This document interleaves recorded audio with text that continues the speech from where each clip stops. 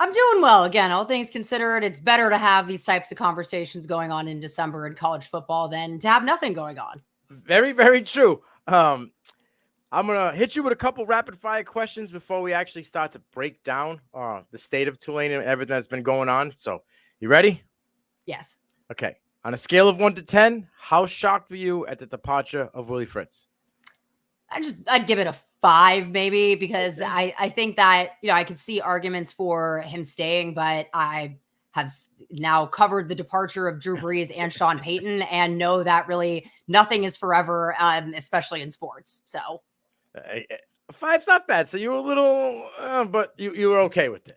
yeah. Um, 2023 exceeded expectations for the Green Wave. Yes or no? I think it depends on who you ask.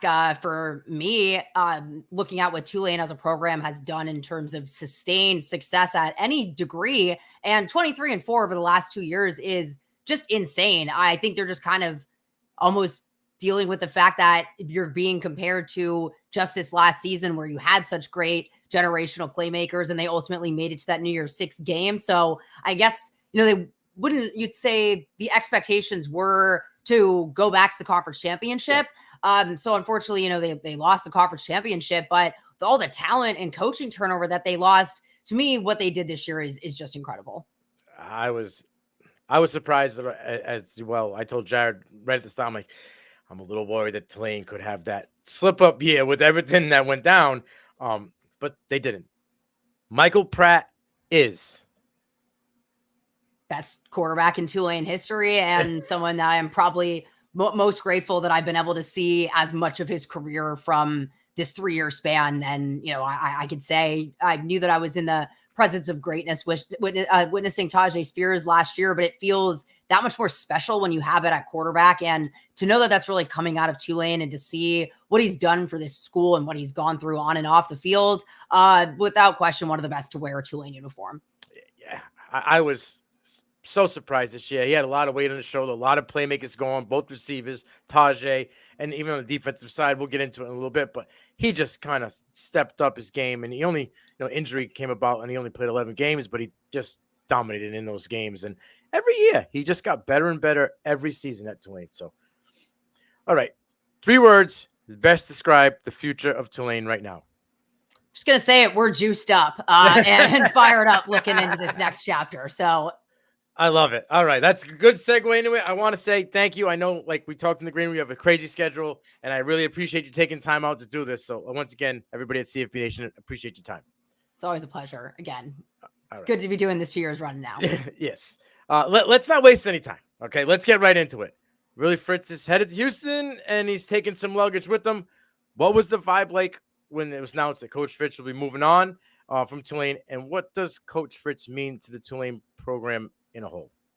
I think again, it's been a chaotic couple of weeks to say the least, and I think that the dust still needs to settle. I think for people to be able to take a step back and kind of see the forest through the trees here, because I mean, it was a tough 3-week stretch. You lose the conference championship game, you're likely, and then do lose your head coach, and that kind of comes out Sunday, Monday after that, and then all this kind of stuff going on where I don't know at the end of the day what exactly went down, but the mess of tagging Tulane coaches in offers to Houston was just kind of something that needed to get cleaned up. And I think people were starting to say, oh, this is kind of Tulaning, and they're going to screw up the head coach hire, and then all their players are going to get picked off, and then this is the end of everything that they built. But everyone immediately identified John Summerall as being that best guy for the Tulane job. And the idea that Tulane saw kind of the same consensus and really went hard for their first choice and got that done, and then let him come in and quickly clean things up. I mean, everything is running, all things considered. The fact that practice felt normal enough today says a lot when you look at the fact that we have no linebacker coach. Our defensive coordinator is gone. You don't have one of your safeties coaches. Your wide receiver coach is departed. Kurt Hester, our strength and conditioning coach, was there today. My understanding is he's seeing this out through this bowl game with those guys. And even some of the guys that are in the transfer portal and have committed to other schools are playing in this game. And it's a weird vibe, but it's a weird type of a situation just with college football being what it is. And, you'd and think their mentality is that this is the 2023 team and that the season's still not over for them as much as it seems kind of like that might be the case. A lot of that mentality goes back to what Willie Fritz has built here. It goes to show you how quickly goodwill can be used up with football fans, and just really how emotional and how really, to me, it's grieving a loss. And with loss comes a lot of emotions. And like I said, I really saw this when I covered that with Sean Payton and Drew Brees leaving the Saints. But in terms of what they've meant to Tulane University as a program, just the tandem alone of Willie Fritz and Michael Pratt and sticking it out through the 2-10 year to complete the greatest single season turnaround in college football history and make Tulane an attractive destination for up and coming head coaches to come in and really immediately keep steering things into a lane for the college football playoff. So, what Willie has built here, that really still remains. And I think it'll just be a little easier to appreciate once some distance is made and maybe a game is played that's not the last one for Tulane. Now, in regards to the coaches, you said that, you guys are kind of skeleton crew. Are the guys that are going to be coaching this, are they kind of like, audition for the job? Like, if they do well in this bowl game, is it a possibility that, John could take them on the staff, or it's just kind of riding it out? I'm not entirely sure. I mean, the answer might be kind of all of the above in a way, where I do think that, John Summerall, he was out at practice today as a kind of silent observer, but, I think he's looking at the coaches and how they move just as much as the players. When he came into Troy, he said it himself, he didn't dismantle everything that was built there. It's not like he's walking into a situation where everything is on fire. You're right. Walking into a situation that a team is 23-4 over the last 2 years. So, to clean house for clean housing's sake is semi unnecessary. And I think there is quite a bit of opportunity again, now that a lot of those roles have kind of opened up. From what I've seen, Rob Green, one of our defensive back coaches, I believe is going to be calling plays for the defense. Now, is that an audition for him to be defensive coordinator next year? Not entirely sure, but an elevated role and, something that is an asset for Tulane when you look at how he was the anchors coach. So, that role that Cam Pettislow held down this year, he came in really to coach that one. And just to see how much value that position has offered to this defense alone. The fact that they were able to keep as well, JJ McCleskey, he is just such a long time, he was a former Saint, and has been with the program for so long and just has strong footholds here in the recruiting side of things. And then on offense, Slade Nagel, he could kind of be looking elsewhere at this point, but he is not going to Houston. That is all that's kind of clear. And he, to me, is really had to deal with a lot more mental load than probably anyone else, including John Summerall, these last couple of weeks. And to see him come out and just continue to be the leader for these guys that I think they really need is that sense of familiarity. Everyone is really kind of behind what's going on at Tulane now. And I think that speaks for itself. He's been the rock, the glue, kind of holding everything together. Obviously, John's kind of picking his brain on what's going on. And then the guys that are left over he's like, the mediator between everything. So I can see how the stress and, the mental wear can get to him. So good for him and how he's, doing the transition process here for John and the rest of Tulane. All right, let's talk about, the new former assistant come back, taking over the head coach. He's got big shoes to fill, right, for the Green Wave, but not just in the coaching, but also in the recruiting. And I call it the player retention because this is like free agency right now. Yeah. Do you believe this will be a smooth transition? I said, you said already he's kind of like already kind of swept things out. He's cleaned up a little bit, but is the transition going smooth? There has been no bumps so far?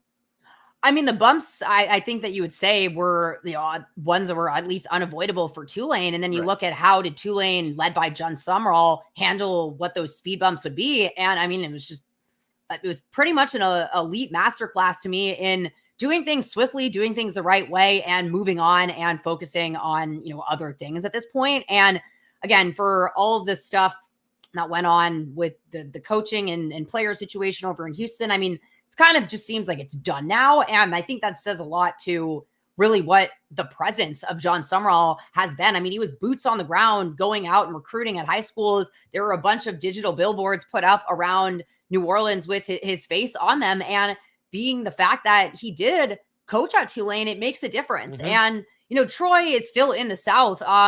And you're ultimately recruiting a large group of overlapping guys, but just having an understanding of that layout and the fact that, he had several of his former players from Tulane come to that introductory press conference here at Tulane. And you just look at the defenses that he's coached, how they performed. And I'm a very big first impressions person. And I don't think that you could have asked for a better one from John Summerall. And it was a long first impression at that. He spoke at length in his introductory presser. Then he went and did, a breakout session with the media for 30 something more minutes. And then after that, sat down with the radio crew, did an episode of the podcast, The Current, with our play-by-play guy, Corey. And just, I felt like I got to know him so well, even though there were all the suits and, the band and the celebration, and it was fun.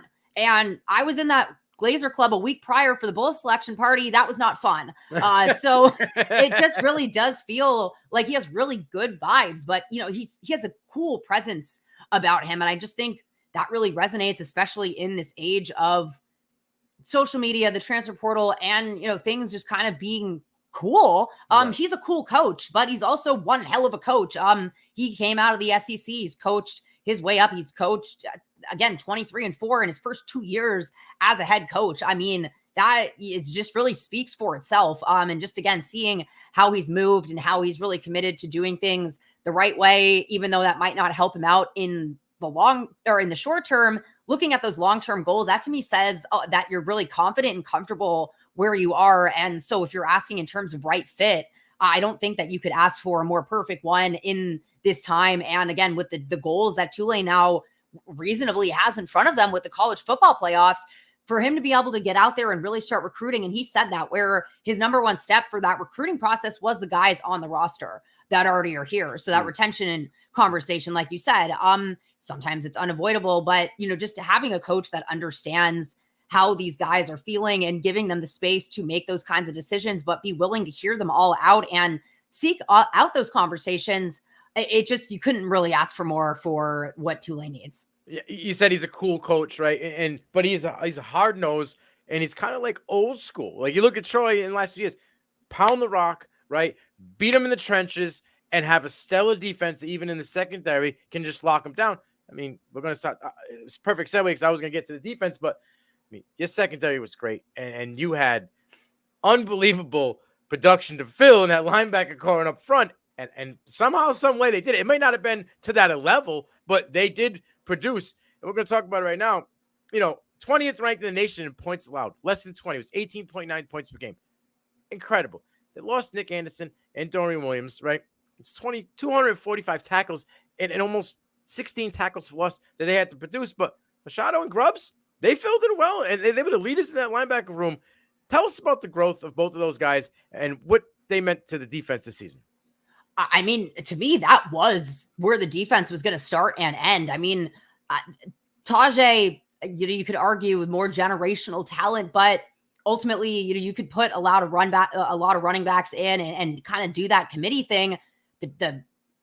I just can't understate how ridiculous it is that Tulane had those guys in Dorian and Nick, and that the linebackers just stepped in this year and didn't skip a beat. And that includes losing Corey Platt in the first game of the year, who was the leading tackler against South Alabama to an Achilles tear.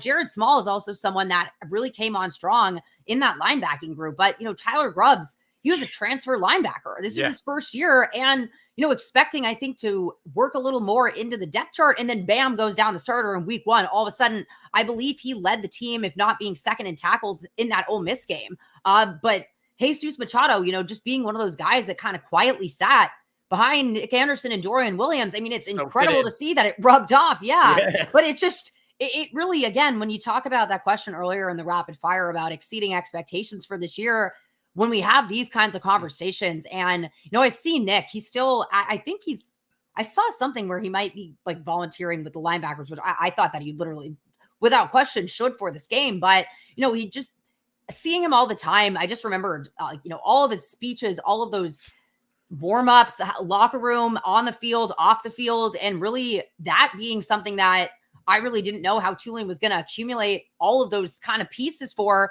when there are two leading tacklers at that and mean as much to the defense that they did. But, Yeah, I mean, it was a pleasure to watch. Just what probably the most formidable run defense I'll ever see, at least up to this point in my life. Yeah, it was between Grubbs and Hodges. I mean, those guys just know how to stuff the run. And Grubbs just seemed like he was everywhere. I mean, he had like it was 9.5 tackles for loss, 5.5 sacks. He just seemed to always be where he needed to be, and which reminded me kind of like Dorian last year. Like Dorian just the missile sliding around. Like Nick was the vocal leader and directed everybody, but Dorian was just that guy. Just happened to always be where there was going to be contact and where the ball was. And Grubb to me was kind of like the substitute for Dorian this year. I mean, you hear that hit. I have it on my phone against UTSA on that 2-point conversion, and that's all you need to hear about what Tyler Grubbs can do on field. Yes, absolutely. He's a grown man out there in pads. Yes. I mentioned about the secondary, and this was a big surprise to me, right? I thought they were like really locked down this year between AAC all defense, Jarius Moore. You had Cam. I will mess up his name, so I call him Cam Ped, and my guy Lance Robinson. I mean, 29 pass breakups, 9 interceptions. They only allowed 5 touchdowns combined between the 3 of them. They were the catalyst for this defense. Besides linebackers, how will they be able to replicate this production? Most of those guys are seniors and won't be coming back next year. Well, I mean, honestly, you could have the same conversation about those exact players really last year. I think a little more at the safety spot where you lost Larry Brooks, you lost Lemmy Young, both your starting safeties, you lost Macon Clark at nickel. And then, I mean, you really just look at the trajectory of Lance Robinson and Jarius Monroe's careers at Tulane, where when I came, Lance Robinson wasn't a starter at all. It was Jaden Kennedy opposite another player from that first year that I can't remember everyone up to this point. And then Jaden Kennedy and Lance Robinson are the ones starting last year. Jaden Kennedy tears his ACL against Memphis in the homecoming game. And then Jarius Monroe comes in, makes the game-ending interception to seal the win for that game, makes an interception that was very necessary in the Cotton Bowl too. But just again, the fact that these guys, to see them really develop and come from being not involved in the game at all to being this lockdown island of defensive backs. And then Cam Pettisclo comes in at fall camp. And I watched Macon Clark transfer over to nickelback last year. I mean, it's a very intricate position, and it is a difficult one to play at that requires very specific traits and serious understanding of offenses because you're the guy following a lot of the motion. And just thinking back to the FAU game, LaJohntay Wester, I mean, Tulane shut him down. And that was something that was really Cam Pettisclo's responsibility as kind of keying in as a quarterback on the defense because he was often that player in motion. So for him to just come in, I mean, it speaks to, like I said before, where Rob Green is getting the opportunity to call plays. Well, he coached, his anchor was the audition for what he's able to do with players. I mean, it was just ridiculous to watch all year as someone that is a defensive back lover, just the ball skills by these guys and the confidence to be able to play and make that many plays on the ball. And I mean, that to me, you really have to be strong in your coverage and know that you're in the right place at the right time. Also really crediting the safeties and DJ Douglas and Bailey Despaney, who is committed to coming back next year as well. It really was just all 3 levels of the defense for Tulane were completely locked down, and they lost so many guys last year. It's just ridiculous. Yeah. The whole next guy up. I mean, that you can't. That speaks to a whole nother level what these guys did this year. I mean, Wester was the second wide receiver. There was only 2 of them in the whole nation that went over 100 receptions. It's him and Malik Washington from Virginia, and he was a non-factor in that game. And the thing is with Cam, it's like he plays in the slot, he plays in the box. He can get down, get down and dirty and go back and blitz the quarterback. He's always following everybody in motion. You got to be cerebral, and you have to be aware, and you have to have good anticipation, because if not, you'd be left there, holding your cleats. And he had none of those moments this year. He was a stud. Lance Robinson, to me, his ball hawking skills this year, I took a huge step. I watched him the last 3 years, and this year I was tweeting him most of the season, like, man, he just seemed to always be able to find it. Like he had locked on radar for it. I love this game this year, and I'd like to see what happens with him in the next step and what he does going forward. And I think, to me, he's probably one of the guys that stepped up the most in those leadership roles. And he said it today where he's kind of quiet about it. He's not on the sidelines, but I get what he means where, he really kind of steps up in those position group meetings. But when you just look at him compared to Jarius Monroe, I mean, Monroe, he has all of the traits to be a great lockdown press corner. Lance Robinson is half his size. Not, to be that hyperbolic, but you know what I mean? There's a reason that he's in off coverage a lot of the time. So you just have to be that much better at what you do. And so to be able to make up for having smaller arms and smaller height and still have the ability to get up to the high point and make those interceptions and make plays in really critical moments. That's what stuck out. All of them really, but the amount of third down, fourth down, pass breakups to interceptions this year was just incredible by that defensive back room. Yeah, they like they said, the seatbelt lockdown. They had it for sure this year. We spoke about our guy Tajay, and to be able to make up for that in post Tajay era, year one, that production, 1,800 yards, 21 touchdowns. I mean, that's a lot, but they did it almost 80% of it with a true freshman. Mackay Hughes just took off, like 1,357 yards, 7 touchdowns. Going into the year, me and Jared spoke, it was supposed to be running back by committee. And this gentleman just said, nah, you can hold my beer, folks. I'm taking this room, and it's mine. And down the stretch, I mean, I want to say it was like he had 100 yards, 7 out of like the last 8 games. And it was like a touchdown in 4 of the last 7. Like, he just was unbelievable. Can you talk to me about him? And did anybody see this coming? Maybe Tajay, if you ask him, honestly. He used to I can't get that out of my brain where, Mackay Hughes tore his ACL last year after having a really strong fall camp as a freshman. And Tajay, when he would have his kind of load management days last year, would work with Mackay Hughes on his rehab. And it's just hard for me to ignore because when we came into the year, I mean, he was 5th on the depth chart. He was higher up, I think, because he had those pass protection skills, but I don't think anyone saw that coming, but you could tell in just game one, because running back is one of those positions that you just kind of have to get out there and actually see these guys take on real hits. You're just not going to get that many answers out of training camp as much as people might have wanted them sooner rather than later. And it was very clear that Mackay Hughes was a step above the rest, but Tulane also had to kind of fill out that running back room, and not naming Mackay Hughes a starter until conference play started, I think did a lot of good for a lot of reasons. I mean, Tulane was the hunted this year, and every team was giving them looks that they had never seen on film before. So as much as Tulane would be able to keep in their pocket and keep Mackay Hughes as fresh of a spring chicken as possible to be able to make that terror. Because when we talk about those 7 of 8 games, that was all a run through conference play. And he's the only other freshman in Tulane history besides Matt Forte to have those 7 games with 100 yards rushing. And it's just, when you talk about anyone in this conversation and the other person is Matt Forte and Tajay Spears, just the fact that we are having this genuine conversation about a running back, as incredible as that linebacker room was. And, I said that you could make a stronger case for linebacker, but it is genuinely incredible that not 1, not 2, but like 3 people on this team that should have been irreplaceable, all things considered. You've just seen really what Tulane has been able to do.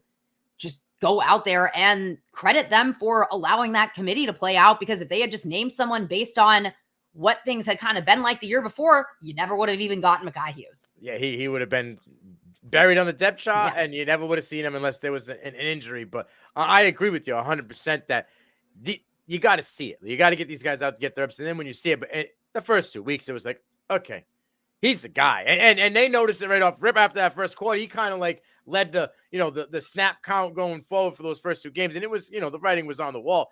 But the fact that you say that Tajay was helping the gentleman with the injury, when Tajay himself, and he said to us in the interview, it took him long to get over the injury thing, and mentally just to say, okay, I'm here and I can do this and it's not a problem. Now, because he's done it, being able to help this young man get through it, that is incredible. And to have that guy as a leader and a mentor is phenomenal. And that, like you said with Nick, those guys, there's no way that Tulane was just going to fall apart because the head coach was gone. There's too many solid rock guys that have been brought up through the system. It's not a one and done. They may not win 10 next year, but they're not going to just fall apart and be no talent, and you're just trying to piece a team together.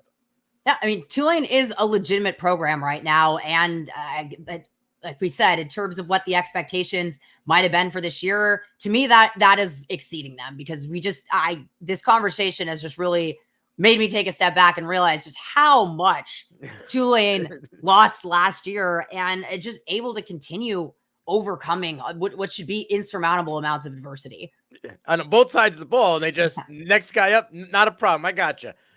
So speaking of the state of Tulane, I got two last questions and we'll let you go. Michael Pratt opted out of the Military Bowl versus Virginia Tech. He's going to focus on his Senior Bowl and his future to go into the NFL. Are the Green Waves in good hands with Kai Horton in the future for Tulane at the QB position? I have no idea, because Kai Horton is one of those quarterbacks that's in the transfer portal.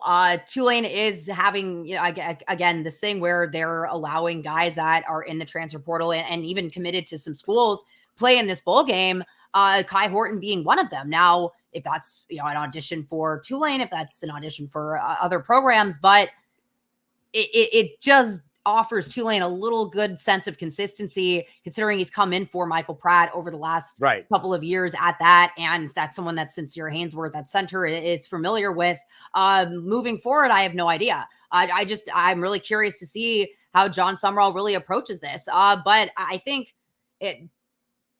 you should always be looking to upgrade a position. And so I just think that whoever John Sumrall identifies as the best option, be that through the portal or through someone on Tulane's roster, I'm really looking forward to it, as much as I genuinely have no idea what the quarterback of the future is going to be for Tulane. Like I said, it just seems like they are in such good hands, and this team is so built that getting a quarterback is really just the final step. So it'll be interesting to see if that is one that we're already familiar with, or if we're just continuing kind of on the age of college football and getting a new guy in next year. But again, it's just nice to see some familiar faces just get you through, again, what is still the end of the season for the 2023 wave. Yeah, it's crazy. And then that was why I put it on there, because I know he was in the portal, but it just seemed odd that he's just starting quarterback. And when Pratt went down for those 3 games, I believe it was, Horn filled in and did well. Wasn't, eye-popping, but was able to manage the game, and they were in the games all the way to the end and won games. So it's like, you had an opportunity there. You knew that Michael was going on. It was wasn't said, but pretty much was, everybody had the idea Pratt was going to go to the Senior Bowl and go to the NFL, right? Or try to go to the NFL. Well, you had to open it. It was right there. Like, it just seemed like, why not stick it out? And I haven't heard anything. I've been researching and trying to dig. I haven't heard anything about Sumrall looking at who he's trying to target in the portal at all at the quarterback position. So it's kind of like, in my opinion, I feel like this might be an audition. And if he does well and coaches like what they see from Horton and Horton feels good, maybe he comes out of the portal. We've already seen multiple people withdraw from the portal. So it'll be interesting to see. Oh, for sure. But I just think that if anything, what I've learned these last couple of weeks, and from what I kind of know, is that what you think you definitely don't know what's going on behind the scenes at all. So I think that moving in silence, as long as it moves you to the right place, has kind of been working for Tulane as of these last couple weeks. But again, with someone at the helm that you just feel like is handling business. Right. All right. One last question. And I ask this because it relates to the portal and we're getting there. Can you give me a wide receiver name to look out for here? I know Braswell hit the portal. He's gone, right? Is Keys the third healthy enough? Is he going to play? I know he's probably moving on as well. A lot of questions. Are we going to see some youth in this room in the bowl game? It's a question mark. I put down, if able and healthy, Lawrence Keys, and I was kind of looking at these before we came on. I don't know what the trajectory of this. I remember when we were talking with, Willie Fritz a couple of weeks back in one of our meetings with him, he was saying that he was someone that was projected to be able to go for the bowl game. Whether or not that trajectory was only limited to a New Year's Six bowl game, I don't exactly know. I know he really, really wants to be out there. And, hated that he really wasn't able to do anything about that championship game. And he was someone that was really out there on the field, almost like kind of Mr. Coach Keys in the meantime, while he's pedaling back to health. If not, then I would honestly say Yokeith Brown is just the easy answer to me. I mean, when he has healthy, because he was battling some health issues towards the end of this year, but I said back on in like week 4 or 5 that he reminded me of Lawrence Keys this time last year, where he started to come into the offense, and you could already tell that he just offered this level of speed that the offense could really use to stretch the field. But I remember just talking with Lawrence Keys this upcoming year and taking on more of that kind of, I don't really know if they have a wide receiver one necessarily at Tulane. It is really interesting how many guys they have, in guys like Jaquan Jackson, that they can all really kind of formulate around that. But I think for him, just the idea that he could do way more than just kind of be that slot receiver. And you've seen Keith Brown have to step up in a lot of ways, being that kind of motion guy when Lawrence Keys went down, and then really kind of being the only option for some of these games. So that's really who I would look to. He just has the speed. He has that ability to get downfield and get open. And that, again, between Justin Ibieta, Kai Horton, whoever ends up playing, these guys have all spent so much time together up to this point that really is something that matters when you kind of look at these situations where did you have a couple weeks to kind of get healthy and figure it out, but you're not really living on the same week-to-week prayer that you are during the regular season. Well, I appreciate you coming on and kind of letting the dust settle for us here about the state of Tulane, where we're at. And I think it'll be an interesting bowl game. I was able to cover Virginia Tech because I covered Boston College all season. So I saw Drones at the quarterback, and he scares me a little bit. He's like a little baby Jalen Hurts. He's got an arm. I didn't like his film when I was watching it earlier. Yeah, he can move through the pocket well, and he can get to the edge fast. So it'll be interesting to see. I do like that, the secondary is probably going to want to ball out for one last game. So I think that's an advantage to Tulane. We'll be watching. Maddy, before we let you go, let the people at home know where they can find your stuff. Absolutely. So my Before the Whistle podcast, it's on YouTube, Apple, and Spotify. That always drops on Twitter or X. I don't know what we're calling it nowadays. I'm still on the Twitter train, but either way, it's Maddy Hudak _94. That's really where you can find pretty much everything until X Twitter eventually blows up. Thank you again. I appreciate you coming on and giving us some of your time. Thank you.